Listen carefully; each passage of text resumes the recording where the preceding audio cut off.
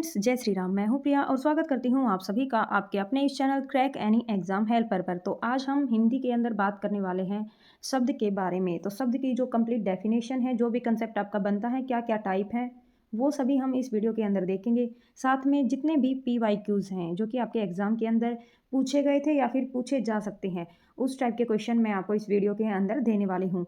कुछ क्वेश्चंस मैं आपको बाद में खुद घर पे प्रैक्टिस करने के लिए दूंगी और बाद में वो आपके सॉल्व भी करवाए जाएंगे। तो यहाँ पर हम बात करने वाले हैं, ये जो आपकी हिंदी की वीडियो है हर एक एग्ज़ाम के पॉइंट ऑफ व्यू से मोस्ट इंपॉर्टेंट रहने वाली हैं। चाहे आपका SSC GD का एग्ज़ाम हो, आपका HTET का, रीट का, RPSC का, या फिर आपके स्टेट या फिर सेंट्रल लेवल के जो भी एग्ज़ाम हैं, उनके अंदर जहाँ पर आपकी हिंदी पूछी जाती है, तो जितने भी हिंदी की वीडियो जिस भी एग्ज़ाम के अंदर आपकी हिंदी पूछी जाती है, चाहे वो आपका स्टेट का हो या फिर आपका सेंट्रल लेवल का एग्ज़ाम, तो सभी एग्ज़ाम के लिए मोस्ट इंपोर्टेंट क्लासेस ये आपकी रहने वाली हैं। तो क्लासेस के साथ आप जुड़े रहें और ज़्यादा से ज़्यादा आप चैनल को सपोर्ट करें और अपनी इस वीडियो को दोस्तों के साथ भी शेयर करें, ताकि वो भी इस वीडियो के साथ जुड़कर अपना हिंदी सब्जेक्ट ईजिली कवर कर सकते हैं। चलिए यहाँ पर देखते हैं, सबसे पहले शब्द किसे कहते हैं। यहाँ पर बेटा आपके लिए ये PDF इस तरीके से तैयार की गई है ताकि आपको पढ़ने में भी इंटरेस्टिंग लगे और फिर आप इजीली इन चीज़ों को याद भी कर पाएँ। अगर आपको PDF चाहिए तो वीडियो के डिस्क्रिप्शन में आपको टेलीग्राम का लिंक दे दिया जाएगा, वहाँ पर आप ज्वाइन कर लीजिए। हर एक जो आपकी वीडियो है उन सभी का, चाहे वो आपकी कंप्यूटर हो, साइंस का सब्जेक्ट हो, GK GS का हो, उन सभी की जो PDF है वो आपको वहीं पर प्रोवाइड करवाई जाएगी। तो यहाँ पर देखें, शब्द किसे कहते हैं। तो डेफिनेशन है आपकी, दो या दो से अधिक वर्णों के मेल को शब्द कहा जाता है। यह वर्णों का एक ऐसा सार्थक समूह होता है जिसका कोई निश्चित अर्थ होता है। अगर बात की जाए कि शब्द कितने प्रकार के होते हैं, तो शब्द आपके दो प्रकार के होते हैं। पहला है आपका सार्थक शब्द, जिनका कोई निश्चित अर्थ होता है, यानी कि जिनका कोई अर्थ निकलता है, वो आपके सार्थक शब्द कहलाते हैं। और निरर्थक शब्द कौन से होते हैं? जो शब्द अंत में किसी अर्थ को नहीं निकालता है, यानी कि जिनका आमतौर पर कोई भी जो है वो अर्थ नहीं निकलता, वो सभी आपके निरर्थक शब्द कहलाते हैं। आपने देख लिया होगा कि शब्द किसे कहते हैं। तो दो या दो से अधिक वर्णों के मेल को शब्द कहा जाता है। ये आपके दो प्रकार के होते हैं, सार्थक और आपका दूसरा है निरर्थक। यहाँ पर हम बात करेंगे कि शब्द कितने प्रकार के होते हैं। दो हैं। सार्थक जो शब्द हैं वो कितने प्रकार का होता है, तो अगर आपसे बनावट के आधार पर या फिर रचना के आधार पर पूछा जाए तो आपके तीन होते हैं। मोस्ट इंपोर्टेंट टॉपिक ये आपके लिए रहने वाला है। यहाँ से क्वेश्चन आपका कंपल्सरी आता है, तो टॉपिक को अच्छे से जरूर कवर कर ले। रचना या फिर बनावट के आधार पर शब्द जो है वो आपके तीन प्रकार के होते हैं। कौन कौन से? रूढ़ शब्द, यौगिक शब्द और आपका योग रूढ़ शब्द। ठीक है। उत्पत्ति के आधार पर बात की जाए तो आपकी चार या फिर पांच, जो भी आपको ऑप्शन के अंदर देखने को मिले वही आपको टिक करना है। उत्पत्ति के आधार पर कितने प्रकार के होते हैं?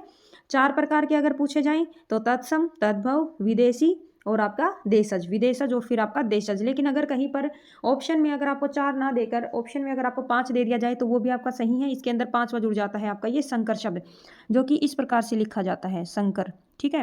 तो ये है आपका पांचवा टाइप। संकर शब्द जो है वो पांचवा टाइप है, जो कि दो भाषाओं के मेल से बनता है। नेक्स्ट है आपका अर्थ के आधार पर। अगर अर्थ के आधार पर बात की जाए तो शब्द आपके चार प्रकार के होते हैं, एकार्थी, अनेकार्थी, पर्यायवाची और विपरीतार्थी। हम यहाँ पर इन सब की डेफिनेशन भी देखेंगे, लेकिन यहाँ पर मैं आपको सबसे पहले बता देती हूँ, ये जो पर्यायवाची और विपरीतार्थक है, ये आपको खुद से जितने ज़्यादा देखो, आप मैच्योर बच्चे हो और आप एक चीज़ आराम से जानते हो कि जो पर्यायवाची और विपरीतार्थक है, वहाँ से कहीं से भी आपका क्वेश्चन पूछा जा सकता है। इजी क्वेश्चन तो आएगा नहीं, मॉडरेट या फिर टफ पेपर आज के टाइम में आता है। आप इजी को भी कवर करें, साथ में मॉडरेट और जो हार्ड पेपर है उसको भी कवर करें। इसके लिए जो भी मैं आपको PDF प्रोवाइड करवाऊँ, उसके अलावा आप किसी भी बुक की मदद से या फिर कहीं से भी आप कंसेप्ट इकट्ठे कर सकते हैं। जितने ज़्यादा हो उसके आप पर्यायवाची लिखिए और उनको अगर आप ज़्यादा बार रिवाइज नहीं भी कर सकते तो वीक में एक बार जरूर से जरूर रिवाइज करें, ताकि आपको उसके ऊपर आपकी पकड़ मजबूत हो जाए। और सब बच्चे जानते हैं कि पर्यायवाची और विपरीतार्थक जो है वहाँ से आपको क्वेश्चन एग्जाम के अंदर जरूर से जरूर देखने को मिलते हैं। नेक्स्ट है आपका निरर्थक शब्द। ये क्या है? इसका भी एक प्रकार है विकार के आधार पर। अगर हम लोग बात करें तो ये आपके विकार के आधार पर दो प्रकार के होते हैं। एक तो होता है आपका विकारी। विकारी के अंदर कौन कौन से आएंगे? संज्ञा, सर्वनाम, विशेषण और फिर क्रिया। विकारी क्या होते हैं? जिन वाक्यों के अंदर या जिन शब्दों के अंदर क्या होता है, वाक्यों के अंदर लिंग, वचन, काल, कारक के कारण अगर कोई भी विकार या परिवर्तन उत्पन्न होता है, वो आपके विकारी शब्द कहलाते हैं। ठीक है। और अविकारी कौन से होते हैं? जिनके कारण कोई जो परिवर्तन है वो नहीं होता, यानी कि लिंग, वचन, काल, कारक के कारण कोई भी परिवर्तन आपको देखने को नहीं मिलता, तो वो सभी आपके अविकारी के अंदर काउंट किए जाते हैं। जैसे क्रिया विशेषण, संबंध बोधक, समुच्चय बोधक और आपका विषमयादी बोधक। तो ये चार भी, इसके भी चार हैं और इसके भी चार हैं। तो ये चीज़ें आपको माइंड के अंदर सेट रखनी है। आप यहाँ से स्क्रीनशॉट भी ले सकते हैं। इसके अलावा आपको पीडीएफ भी प्रोवाइड करवा दी जाएगी, वहाँ से भी आप इसको रिवाइज कर सकते हैं। तो सबसे पहले हम यहाँ पर बात करने वाले हैं रचना के आधार पर शब्द के भेद। 3 प्रकार के होते हैं। तो सबसे पहले हम देखेंगे रूढ़ शब्द क्या होता है। जो शब्द किसी अन्य शब्द के मेल से न बने हो वो शब्द आपके रूढ़ शब्द कहलाते हैं। जैसे यहाँ पर दे दिया एग्जाम्पल में दाल, तो क्या बनेगा, दा प्लस ल अगर हम करें तो ल का भी कोई निश्चित अर्थ नहीं है और दा का भी कोई आपका अर्थ नहीं है। तो क्या है, जो अन्य शब्द, दाल आपका एक ही शब्द हो गया, ठीक है। तो दाल का कोई निश्चित अर्थ नहीं है, घर का भी नहीं है, ठीक है। जल इसी प्रकार से जल है आपका, जैसे इनको तोड़ेंगे जय को, जय प्लस ल, तो क्या है, अगर हम लोग इनका संधि विच्छेद करते हैं तो इनका जो है वो कोई भी अर्थ देखने को नहीं मिलता, तो वो आपके रूढ़ शब्द कहलाते हैं। नेक्स्ट आपका 2 पे यौगिक शब्द। योग का अर्थ है जुड़ना। जो शब्द 2 या 2 से अधिक शब्दों के मेल से बने हुए होते हैं वो आपके यौगिक शब्द कहलाते हैं। जैसे देशभक्ति, तो इसका क्या आएगा, देश प्लस भक्ति, यानी कि देश आपका अलग शब्द है, ठीक है, भक्ति जो है वो आपका अलग है। सहज, भलाई, सूर्यास्त, मानवता, मानव प्लस ता, ठीक है।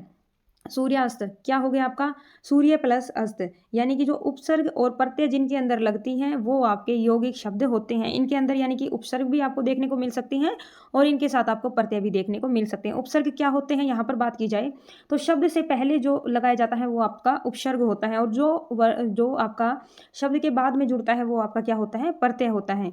नेक्स्ट है आपका नंबर 3 पॉइंट पे योग रूढ़ शब्द। कुछ ऐसे शब्द जो यौगिक तो होते हैं, यानी कि इनके पास ये वाली डेफिनेशन तो आपको मिलेगी, लेकिन इनका जो अर्थ है वो आपका अर्थ अलग निकलता है, यानी कि ये बहुब्री समास की तरह कार्य करते हैं। जैसे यहाँ पर है पंकज, पंक प्लस जय, ठीक है, इसका क्या संधि विच्छेद हो गया, पंक प्लस जय, अर्थात कीचड़ में जन्मा। और क्या है, पंकज का अर्थ क्या है आपका, कमल, यानी कि ये क्या है, बहुब्री समास के सेम जो आपका बहुब्री समास है वो आपका योग रूढ़ के अंदर आता है, ठीक है। और जो अन्य जितने भी आपके समास है जैसे तत्पुरुष कर्मधारय, ठीक है, ये सभी आपके यौगिक के अंदर आते हैं। नेक्स्ट हम यहाँ पर बात करेंगे कहलाते हैं अर्थ के आधार पर शब्दों का वर्गीकरण। पहले है एकार्थी शब्द। तो एकार्थी शब्द कौन से होते हैं, ऐसे शब्द जिनका एक ही अर्थ होता है और उनके अर्थ में काफ़ी कम अंतर आपको देखने को मिलता है। जैसे प्रणाम, यानी कि बड़ों को नमस्ते करने के लिए हम सिर्फ एक शब्द बोलते हैं, क्या बोलते हैं, प्रणाम। और अगर छोटे या बड़ी सभी के लिए अगर बात की जाए तो हम क्या बोलते हैं, नमस्ते। नेक्स्ट आपका यहाँ पर दूसरा अनेकार्थी शब्द। एक से अधिक अर्थ देने वाले शब्द जो है वो आपका अनेकार्थी शब्द कहलाते हैं। जैसे हम यहाँ पर बात करेंगे सोना, तो सोने का क्या क्या अर्थ है, सोने का अर्थ नींद भी होता है, यानी कि कोई सो गया, ठीक है। और सोने का अर्थ क्या होता है, आभूषण से भी होता है, जो कि आपके गहने जो हैं वो सोने से बनाए जाते हैं, तो वो भी आपका अर्थ होता है। जैसे जलज का अर्थ हो गया कमल, मोती, चंद्रमा, तो ये सभी आपके जलज के अर्थ हैं। काल से हो गया जैसे मृत्यु, समय, यमराज, ये आपके काल के अर्थ है। यानी कि एक शब्द के अनेक अर्थ जहाँ पर आपको देखने को मिले वहाँ पर अनेकार्थी शब्द आता है। थर्ड है यहाँ पर आपका विलोम शब्द। किसी भी शब्द का उल्टा या विपरीत अर्थ बताने वाले शब्दों को विलोम शब्द या फिर विपरीतार्थक शब्द के नाम से जाना जाता है। जैसे अगर बात की जाए तो एक आदमी मोटा है, तो मोटे का क्या हो गया विपरीतार्थक, पतला। लंबा है, उसका क्या हो गया, छोटा। आशा से आपका बन गया निराशा, ठीक है। तो ये क्या है, कम से बन गया आपका ज़्यादा, अधिक से ज़्यादा, ठीक है।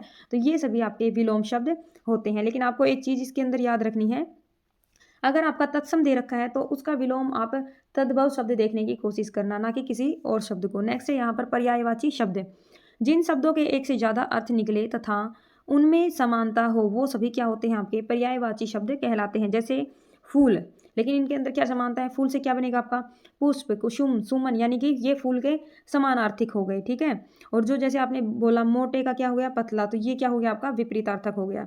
तो आपको विलोम शब्द और जो आपके पर्यायवाची शब्द हैं उनको आप जहाँ से भी आपको मिले, कहीं से भी आपका कंटेंट आप इकट्ठा कीजिए, एक जगह पर आप नोट कीजिए। अगर आप हफ्ते में 2 से 3 बार रिवाइज नहीं भी कर सकते तो आप हफ्ते में कम से कम एक बार उसको जरूर से जरूर देखें।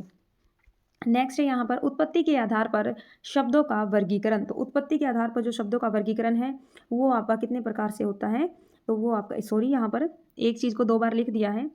तो यहाँ पर हम सबसे पहले बात करेंगे तत्सम शब्द। संस्कृत भाषा के वह शब्द जिनका प्रयोग हिंदी में बिना किसी बदलाव के या फिर किसी भी परिवर्तन के बिना होता है वो आपके तत्सम शब्द कहलाते हैं।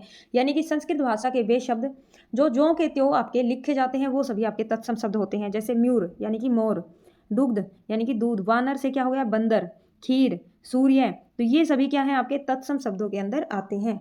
नेक्स्ट आपका तद्भव शब्द, संस्कृत भाषा के वह शब्द जो कुछ बदलाव या फिर परिवर्तन के साथ हिंदी भाषा के अंदर प्रयोग किए जाते हैं, जैसे गेहूं, कोयल, बंदर, दूध, सांप। सांप के अलावा एक आपका चांद हो गया। तो ये जो अनुनासिक है, जहाँ पर चंद्र बिंदु का यूज होता है, अनुनासिक की ध्वनि जो है वो आपकी तद्भव शब्दों के अंदर देखने को मिलती है। यहाँ पर मैं आपको एक चीज़ और बता देती हूँ, तत्सम और तद्भव की एक ट्रिक भी बताऊंगी मैं आपको याद करने की, जिससे आप इजीली चीज़ों को याद कर सकते हैं। ठीक है। दूसरा हमारा यहाँ पर हो गया पॉइंट नंबर 3, देशज। देशज क्या होते हैं? वह शब्द होते हैं जिनके स्रोत या उत्पत्ति का पता ना हो, जैसे कि यानी कि ये कहाँ से जन्मे हैं, इनका कोई स्रोत नहीं है। देशज शब्द जिनको हम अपनी लोकल लैंग्वेज के अंदर यूज करते हैं, जैसे कटोरा हुआ, कटोरा, घोटाला, यहाँ पर घोटाला आएगा, घोटाला, माथा, पानी। जैसे ये आपका हो गया बक बक, यानी कि दो शब्द जो एक जैसे होते हैं वो भी आपके देशज के अंदर आते हैं। खचाखच। तो ये सभी क्या है? देशज शब्द हैं, यानी कि जिनकी उत्पत्ति किसी भाषा से ना हुई हो, जिनका स्रोत पता हमें नहीं चला हो, जो हमारी लोकल लैंग्वेज के अंदर हम बोलते हैं, वो आपके देशज शब्द कहलाते हैं। फोर्थ यहाँ पर विदेशज, अन्य देश की भाषा के लिए विदेशी शब्द यहाँ पर हम देखेंगे, अन्य देश की भाषा से लिए गए शब्द विदेशी शब्द कहलाते हैं। यह 5 प्रकार के होते हैं। तो कौन कौन सी भाषाएं होती हैं आपकी? अरबी, फारसी, तुर्की, पुर्तगाली और आपका अंग्रेजी। इनसे आपके शब्द लिए जाते हैं। ये मैं आपकी जो PDF डालूंगी उसके अंदर मैं आपको जरूर से जरूर डाल दूंगी कि कौन कौन से शब्द आपके अंग्रेजी के, पुर्तगाली के, तुर्की के, फारसी के या फिर अरबी के हैं, ताकि इजीली देखो आपके एग्जाम के अंदर एक शब्द तो जरूर से जरूर आएगा। ठीक है।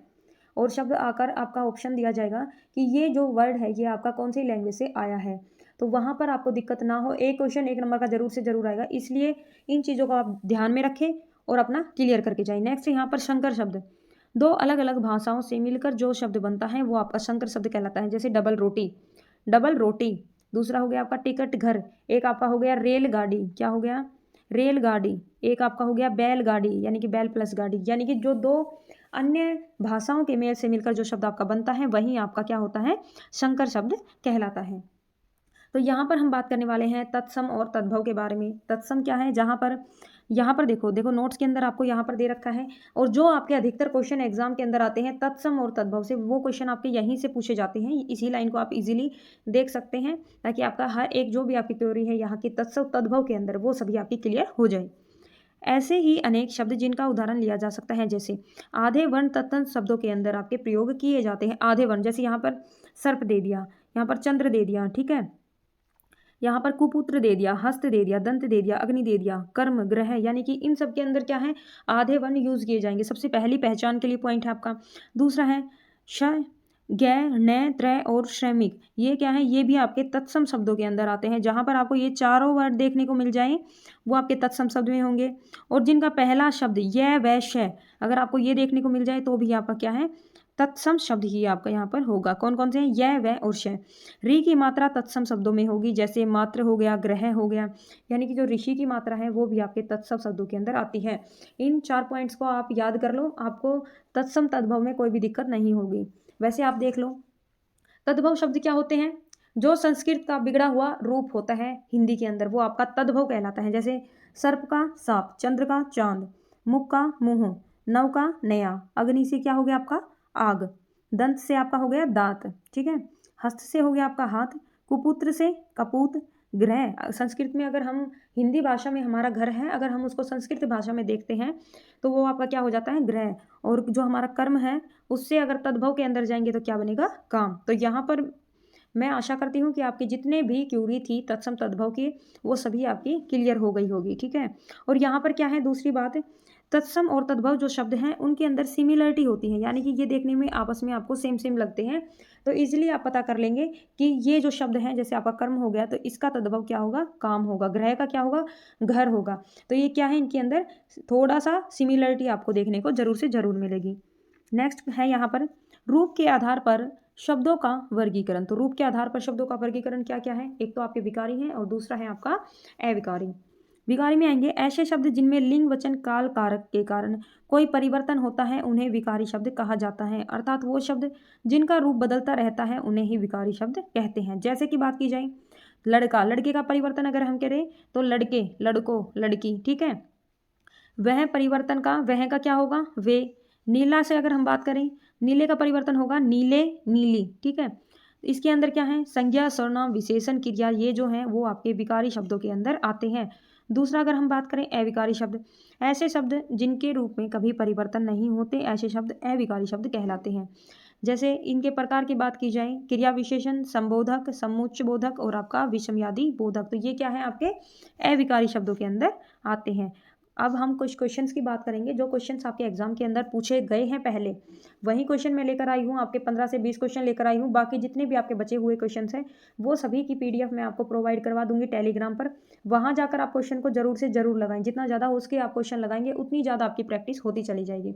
यहाँ पर है क्वेश्चन नंबर फर्स्ट आपका, व्युत्पत्ति के आधार पर शब्द होते हैं, यानी कि उत्पत्ति की बात की गई है यहाँ पर।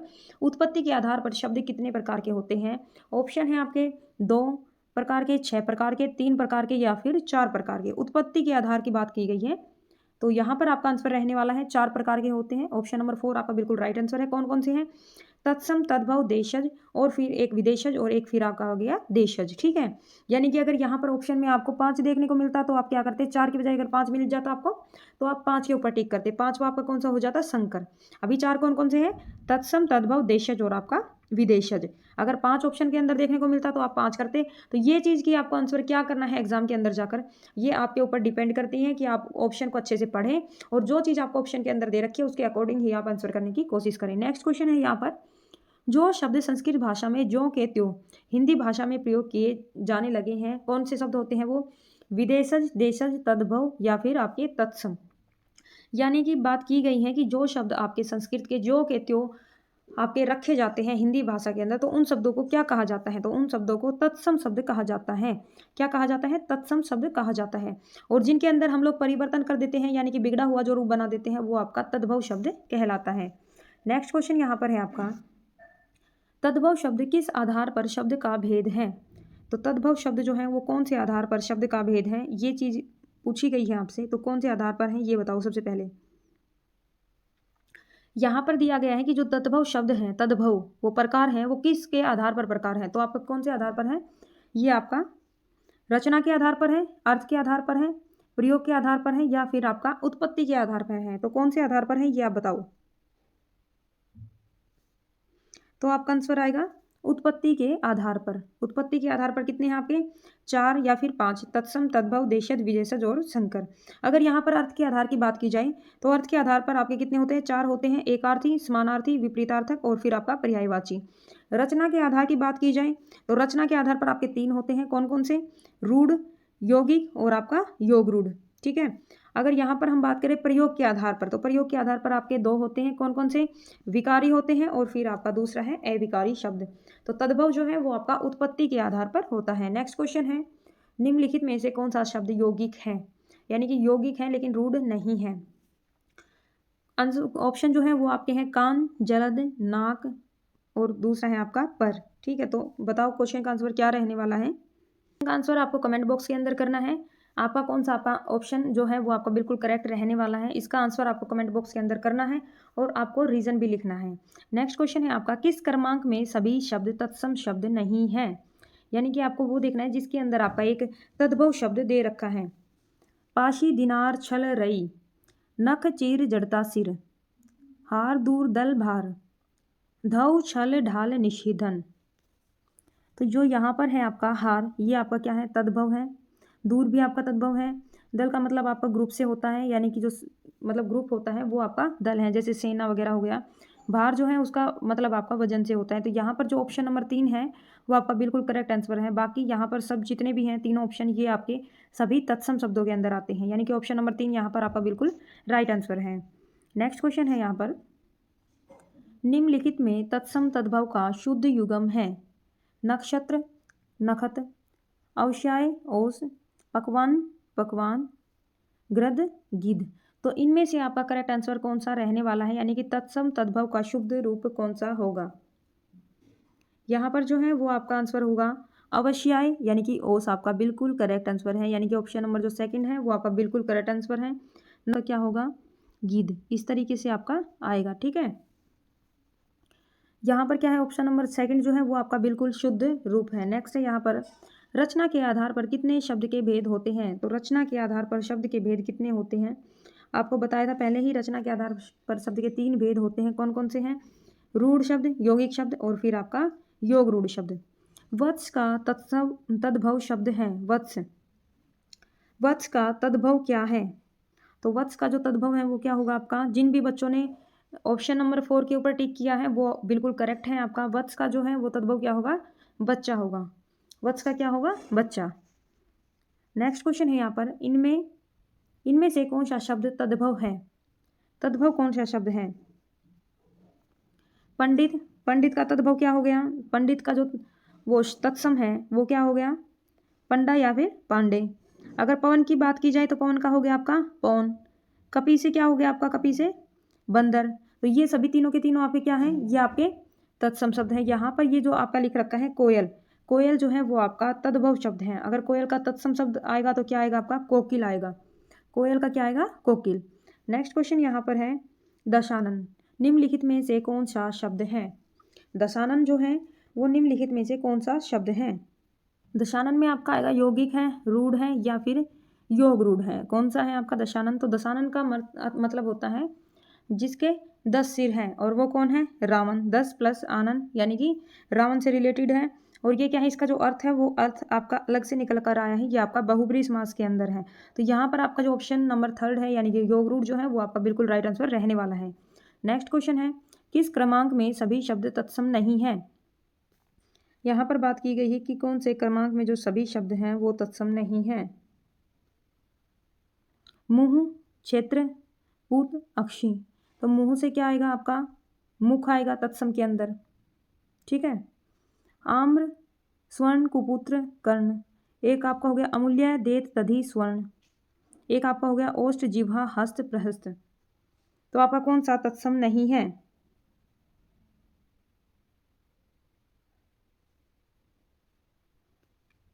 आपका आंसर रहने वाला है ऑप्शन नंबर 1। मुंह का क्या आएगा? मुख। और पूत, पूत जो है, पूत का तत्सम क्या आने वाला है? यहाँ पर आपका पुत्र रहने वाला है। बाकी सभी जो हैं वो तत्सम के अंदर हैं, लेकिन यहाँ पर जो मुंह और पूत दे रखा है ये दोनों आपके तद्भव के शब्द हैं। यानी कि आपका ऑप्शन नंबर 1 जो है वो आपका बिल्कुल राइट आंसर रहने वाला है। नेक्स्ट क्वेश्चन देखेंगे यहाँ पर, वर्णों के सार्थक समूह से बनने वाली सार्थक इकाई क्या कहलाती है? मेल, शब्द, वर्ण या फिर विचार। बिल्कुल इजी क्वेश्चन है, हर एक बच्चा आसानी से आंसर दे देगा। वर्णों के सार्थक समूह से बनने वाली इकाई या फिर 2 या 2 से अधिक वर्णों से मिलकर जो बनते हैं वो क्या बनते हैं? आपके ऑप्शन नंबर 2 यानी कि शब्द बनते हैं। और ऑप्शन नंबर 2 आपका बिल्कुल राइट आंसर है। वाक्य में प्रयुक्त शब्द को क्या कहते हैं? वाक्य में प्रयुक्त शब्द क्या कहते हैं? पद, भाषा, लिपि या फिर शब्दांश। तो क्या कहा जाता है वाक्य में प्रयुक्त शब्द को? यहाँ पर आपका आंसर रहने वाला है पद। निम्नलिखित में से रूढ़ शब्द कौन सा है? विद्यालय का क्या होगा? विद्या प्लस आलय, ये क्या हो गया आपका? यौगिक हो गया। दूसरा है आपका जलज और पंकज, जलज का क्या होगा? जल प्लस जय, ये आपका योग रूढ़ होगा। ठीक है। पंकज का आपका होगा पंक प्लस जय, ये भी आपका योग रूढ़ होगा। ठीक है।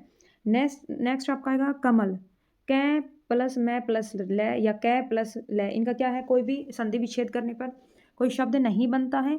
कमल का कोई संधि विच्छेद नहीं होता। अगर संधि विच्छेद आप करोगे तो कै प्लस मैं प्लस ल, और ना ल का कोई अर्थ है, ना मैं का है और ना ही कै का है, इसलिए कमल जो है वो आपका रूढ़ शब्द होगा।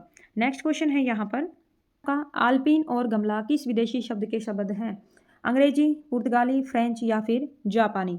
आल्पिन और गमला कौन से शब्द हैं? ये आपके तो पुर्तगाली शब्द हैं। कौन सी भाषा के शब्द हैं? पुर्तगाली भाषा के। पुरोगामी शब्द का विलोम क्या है? तो पुरोगामी का विलोम देखो, अगर अग्रगामी को देखें तो अग्रगामी का क्या होगा? ये पुरोगामी का क्या है? पर्यायवाची है, यानी कि ये दोनों शब्द एक ही हैं। यानी पुरोगामी का अर्थ क्या है? पहले आने वाला। तो इसका अगर हम जो विलोम शब्द देखें तो क्या देखेंगे? बाद में आने वाला। और बाद में आने वाला क्या होगा आपका? पश्चिमगामी। क्या होगा? पश्चिमगामी। तो पुरोगामी और अग्रगामी दोनों का विलोम क्या होगा? पश्चिमगामी। नेक्स्ट और आपका लास्ट क्वेश्चन ये रहने वाला है, कौन सा शब्द इंद्रधनुष का पर्याय नहीं है? धन को दंड, ये आपका पर्यायवाची है। सप्तवर्ण पर्यायवाची है। नेक्स्ट आपका सूर्यचाप, ये भी आपका इंद्रधनुष का पर्यायवाची है। तो ऑप्शन नंबर 3 जो है यानी कि अमरेश्वर, ये क्या है? इंद्रधनुष का पर्याय नहीं है। तो ये किसका है? अमरेश्वर किसका है? शिव जी का पर्यायवाची है। स्टूडेंट्स आपने एक चीज़ देखी होगी यहाँ पर 20 के क्वेश्चन समथिंग मैंने आपके क्वेश्चन जो हैं वो यहाँ पर कवर करवाए हैं। तो इससे आपको ये पता चलता है कि इस टॉपिक से आपके इस तरीके के क्वेश्चन एग्जाम के अंदर पूछे जाते हैं। इसके अलावा आपके काफ़ी सारे क्वेश्चन हैं जो पहले एग्जाम के अंदर आ चुके, वो कभी हिंदी के क्वेश्चन जितने भी आपके सभी क्वेश्चन है टॉपिक वाइज, उन सभी की पीडीएफ मैं आपको टेलीग्राम के ऊपर प्रोवाइड करवा दूंगी। वहाँ से जाकर आप रिवाइज कर सकते हैं। प्रैक्टिस जरूर से जरूर करें, क्वेश्चन को जरूर से जरूर लगाएं ताकि आप फुल में से फुल मार्क्स ला सके आपके हिंदी पोर्शन में, ठीक है। और ज़्यादा ही इसको ईजी समझने की भी आप गलती ना करें। कभी आप इसको बिल्कुल ही ईजी सब्जेक्ट समझकर इसको छोड़ दें, बाकी सभी सब्जेक्ट को कर लें। तो इससे क्या होगा, जिस बच्चे ने हिंदी कर रखी है उसका स्कोर अच्छा चला जाएगा और आपके हिंदी में मार्क्स भी नहीं आएंगे। तो दोस्तों क्या करें, वीडियो को ज़्यादा से ज़्यादा शेयर करें, चैनल को सब्सक्राइब करें जिन भी दोस्तों ने चैनल को सब्सक्राइब नहीं कर रखा। थैंक यू दोस्तों, जय श्री राम। मिलते हैं नेक्स्ट वीडियो में।